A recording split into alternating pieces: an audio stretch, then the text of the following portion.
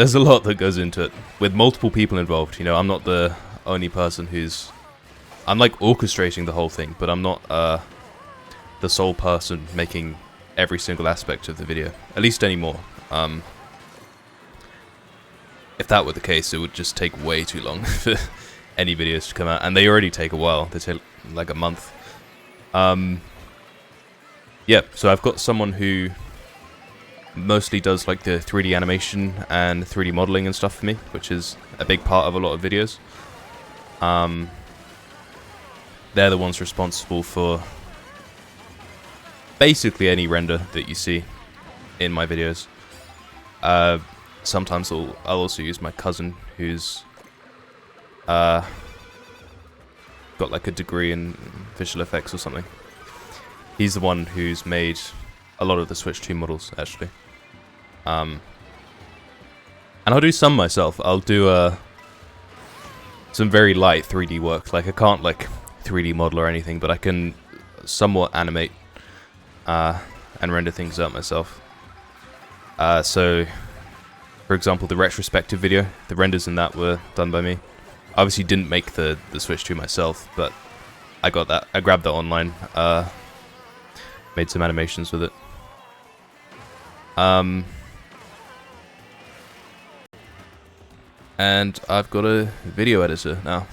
I've had one since about November. What the hell? Is that Cameron? This might be my 3D animator in the game right now, playing with me. He plays as Yoshi. That's crazy. Anyway. Yeah, he uses that car. What the hell? We joined into the same lobby. That's awesome. Anyway, so he's my 3D animator for most things. And I've got a video editor for any big task. I mainly got him because I'm at uni now, and that takes up a lot of time, and I just do not have the time at all to work on astrophysics and edit videos at the same time. Editing videos without university takes like a couple weeks. So it's very time consuming. I think he's been doing a great job. I think he's got a real knack for getting the style right and understanding what makes a good video. And understanding like directions and stuff. He's done a great job. His motion graphics in the videos have been really good as well. So if you haven't noticed too much of a difference in style since last November, then he's been doing a great job. And if you've noticed it been getting better as well, then he's been doing an even better job. Yeah, I think he's great. So he edits most of the videos. At the moment, it's the summer holidays, so I might work on one myself, just because it's cheaper. And yeah, yeah, that has to be, yeah, that's crazy.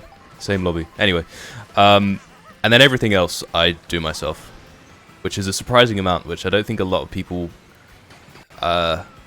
realize. I do the ideation, the thumbnail, the title, the script writing. The script writing takes so long. The voiceovers, sometimes editing the voiceovers.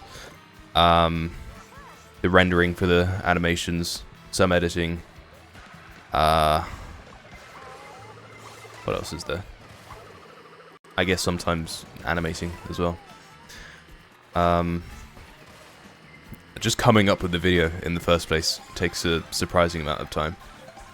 But yeah, it's a whole process to to make these videos, which is risky because I put all of this time into these videos, and there's a decent chance that they do well, but there's also a decent chance that they don't do well. And because I spend like a month on them, they, you know, if they don't do well, that is soul crushing. I obviously have the option to make lower quality videos more often, but they did even worse. Like, if I uploaded a video every week, the total views in a month wouldn't be as good as me uploading one really good video each month, is what I've come to realize, at least for like, my type of content.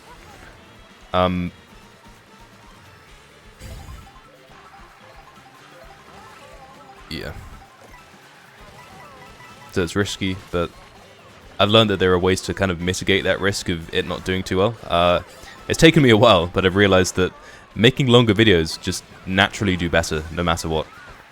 An 8-minute video versus a 20-minute video at the same level of quality will always do worse than the 20-minute video. It's just how it works. YouTube favors longer videos because obviously they can put more ads on it and get more money. And the user is on the platform for longer. So it makes total sense. I've thought this for a while. Like even a couple years ago, I've experimented with like 30-minute long video essay type things. Every single one of those that I've done, I've only done like 3, but they've all done really well. So it seems like it's essentially just a law of YouTube. The longer the video is, to an extent, the better it's going to perform. So going forward, I think that's what I'm going to do. I think I'm going to... I mentioned this on the main channel already. Focus on 20+ minute videos, especially because I've got a video editor now as well. I can afford to do that and still have the same level of output. You know, I can focus on the script, which is a massive part. Do that, and then while the the video editor is editing, I can work on another script or other aspects of the video, like whatever, designs or animations or whatever, thumbnail. So it's been great. It's been great sort of expanding it into a small team because it gives me more... It gives me time back to then put into other things. Either make things better or increase the output. They're kind of interchangeable. Damn, I think Cameron's up in first. I'm not gonna... I don't think I'm gonna win this. Yeah.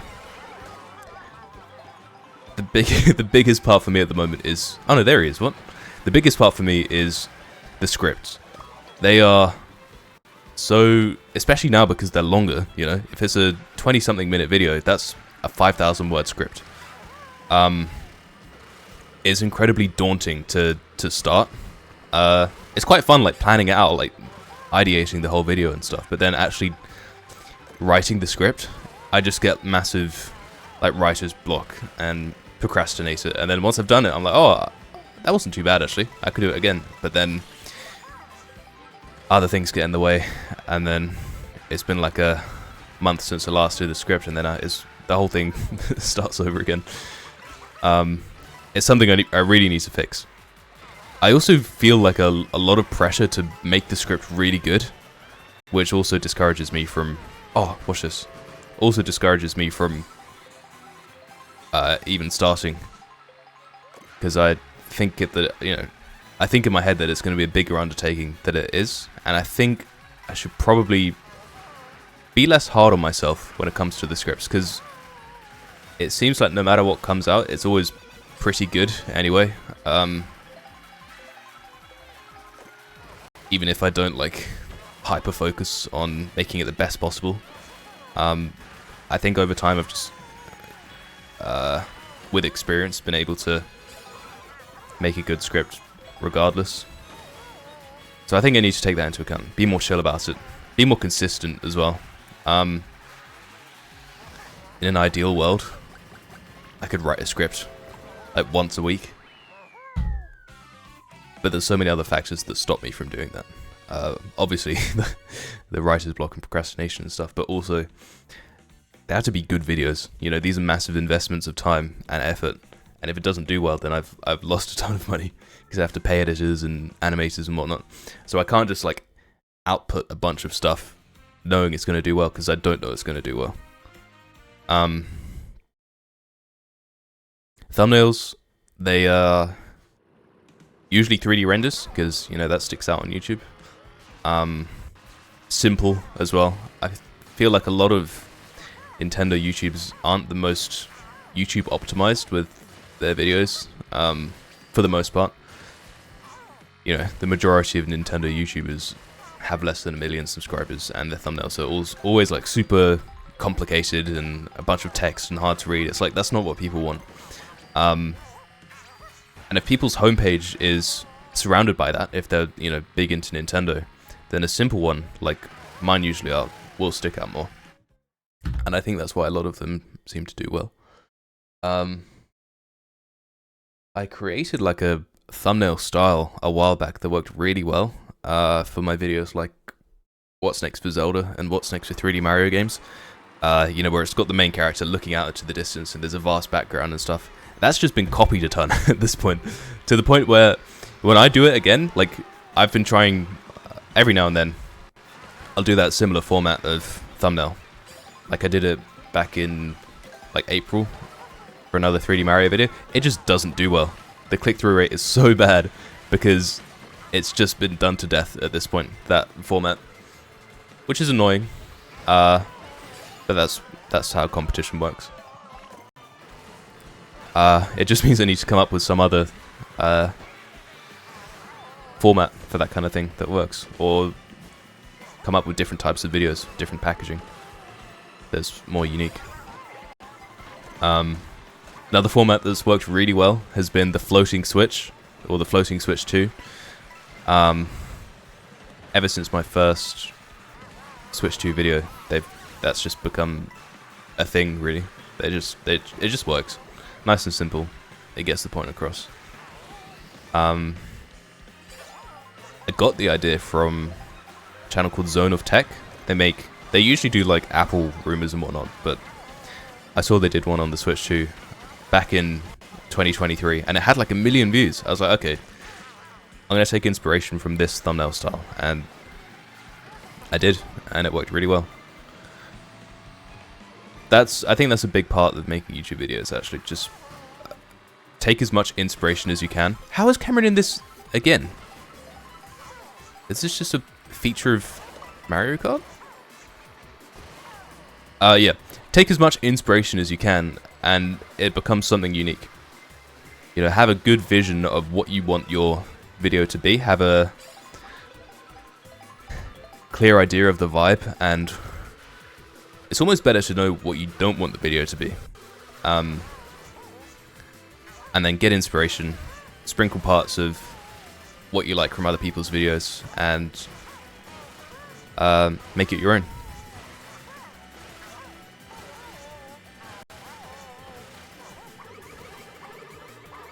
Yeah. What else can I say? I feel like I could talk about this for so long, all the different aspects. There's so much depth into each part of it. I could genuinely talk for an hour, but I probably shouldn't. I